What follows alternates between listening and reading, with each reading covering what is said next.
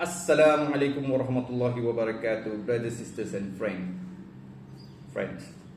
Here you will see, I'll play you a short video where a Muslim apostate, a Muslim who converted to Sikhism, makes the claim that Islam is racist. All Muslims look down upon everyone else. They think that they are more higher than everyone.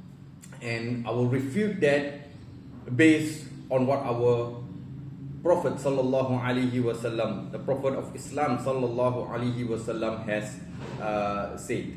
Well, actually, the Prophet was the one in the first place to refute this idea, racism. Here's the clip. Let's watch the clip and come back. Even in my own personal experience, it was like what I saw from actions in my family and other Muslims in the community.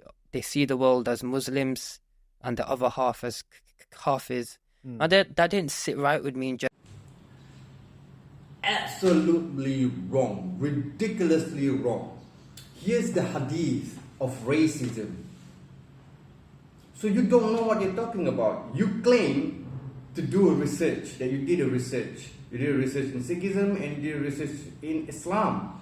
And you don't even know a simple fact that at the Prophet ﷺ's last khutbah, last speech, again, here's the hadith. Untrue. We don't see Muslims high and everyone else low. You're ignorant. General, because What does it mean by kafir, this boy?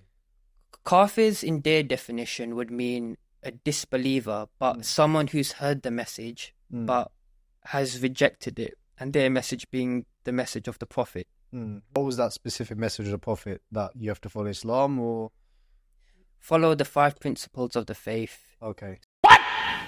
So doing the Shahada, acknowledging the Prophet Muhammad is the final prophet, donating to charity, doing 5 times namaz, fasting for Ramzan, and I believe the last one is, it's an optional one, but being able to do Hajj. What? The message of Allah to all His prophets was the 5 pillars? The 5 pillars, that is one of the foundations of Islam. What are you talking about? The message is that Allah, God, is one. Laysa kamithlihi shay. You cannot perceive Him. You cannot know who He is. Whatever you imagine is nothing like what you imagine. Kul huwallahu ahad. Say that Allah is only one. He does not have any more or anything equal to Him. Nor does He have a son, nor does He have a wife, nor does He have a daughter. Allah is all powerful.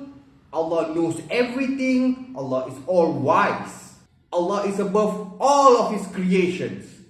That's the message. The 5 pillars of Islam. You clearly don't know what you're talking about. You clearly have not done your research even when you were a Muslim. Allah expose you. You either did such a sloppy research, because I don't know. You can actually just Google what's the message of Islam.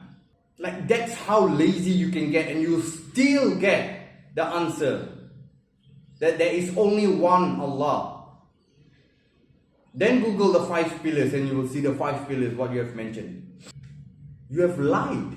You've not done any research. So you've exposed yourself.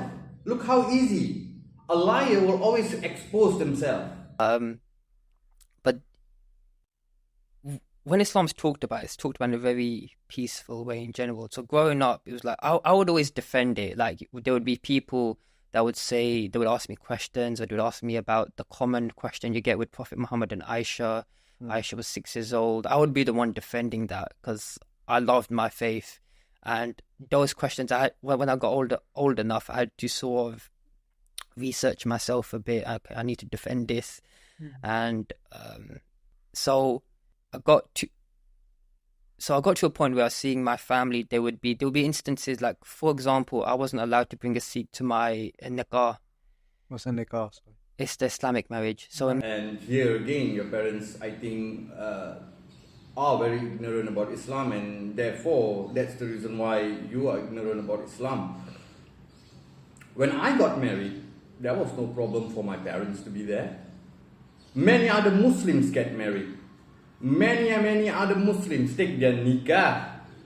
And that's no problem for Chinese, Muslim, Hindu, atheist, whatever it is, to be at that function. So this is just your own family problem. me and my wife got married. My mom was like, had the thinking, oh, what would the imam say if there's a Sikh there?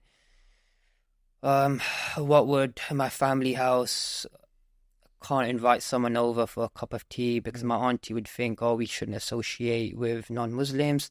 So there's a Again, there's the hadith. So I can see you trying your very best to make Islam look as bad as possible, as racist as possible, and you're failing really badly at that. I have non-Muslim friends who come and eat and sit and talk and drink coffee, tea, discussions in my house, even today. And one of my best friends is actually a non-Muslim, he's a Christian. Your family is ignorant about Islam. Do you think that was cultural as well as was it religious, or was it more cultural? See, you can say cultural because I've seen it a lot in Pakistani and Bangladeshi communities. But the thing is, though, where are they getting it from? This is still a modern country that they're in. They're getting it from their ignorant family, just like you. Your family was ignorant about Islam. They followed what their parents told them, which were probably even also ignorant about Islam. And they taught you things that's ignorant about Islam, and you come out and make all these claims. So you will teach your kids later ignorant things about Islam. And that's the reason why Allah says in the Quran to look and search for every message, every news that you get.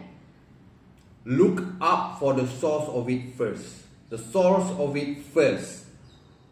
Find out what is the message, whether is it real or whether is it just a fake message.